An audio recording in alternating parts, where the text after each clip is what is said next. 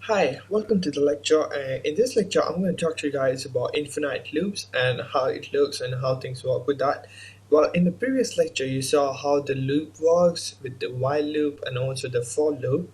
Well, infinite loop is pretty much the same thing, but I just felt that if I could make it two different lecture, it would be more easier for you to understand and also it'd be more easy for me to explain to you guys as well. So here it is. And yeah, so with that said, let's get started. So firstly, open up your IDE, and as I said, infinite loop is pretty much the same thing, but it's just that the test condition, how you specify, is a bit different than the actual while or for loops. So let's see how it looks like. So firstly, let's say while true. I'm just gonna write the code first and then I'll try and explain to you guys. So while true, let's get an input from the user. Let's say text is equals to input. Let's say enter something, yeah, and then this is where you're gonna specify the. So let me just quickly run without specifying the condition. So let me just run this. So it's asking me to enter something. So I'm just gonna enter something.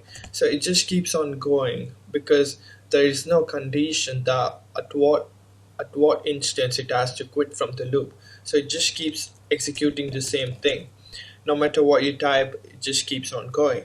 So I'm just gonna exit that forcefully and then let me continue writing it again while true. Text equals to input,